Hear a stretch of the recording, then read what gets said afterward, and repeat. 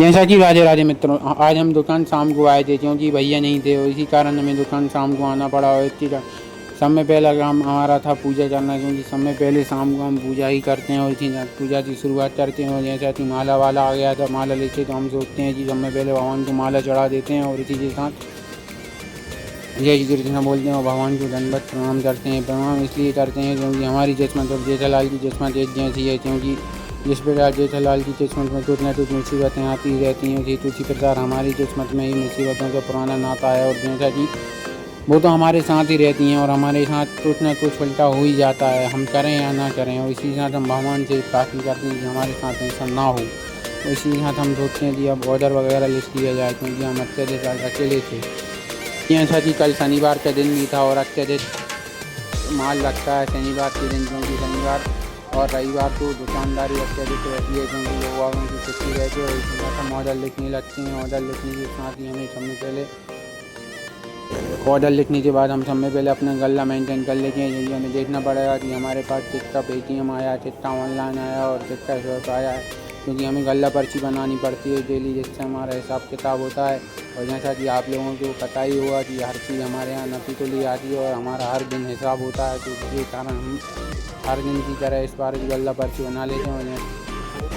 और जैसा कि आज हमें सबसे ज़्यादा टेंशन भी थी, क्योंकि ऐसा काम ही होता है कि हम दुकान बंद और इसी बात की हमें टेंशन थी, क्योंकि ऐसा काम ही होता है कि हम दुकान बंद करें और इसी के साथ हम गल्ला पर्ची बना लेते हैं। और क्योंकि हमें दुकान बंद करना तो पड़ेगी, क्योंकि भैया कहीं गए हैं काम से।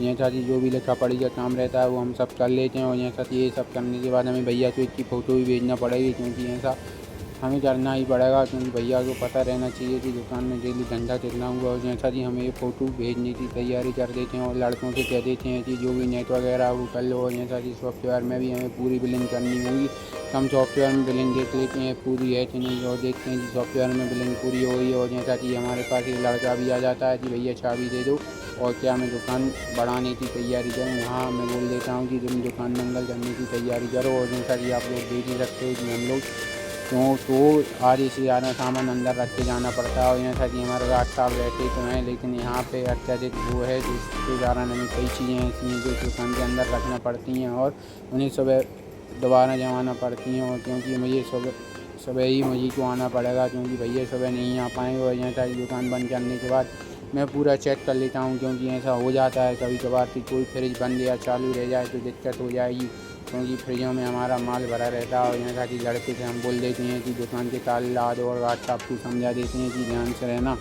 और गार्ड साहब से यही बोल देते हैं कि हमें सुबह 5 बजे ध्यान से फ़ोन लगा देना, क्योंकि हम दुकान 6 बजे खोल देते हैं, क्योंकि 6 बजे हमारे यहाँ पोहा जलेबी और नाश्ते का काम रहता है, तो वो सुबह सुबह चलता है। और इसी के साथ हम घर के लिए निकल देते हैं। लेकिन हम ये क्या देखते हैं कि भोपाल जैसे बड़े शहर में भी ये हाल है नगर निगम के की लाइट नहीं है। जैसा कि मैं रोड पे चल रहा हूँ राजधानी के, लेकिन फीलिंग ऐसी आ रही है कि कहीं गांव में चल रहा हूँ।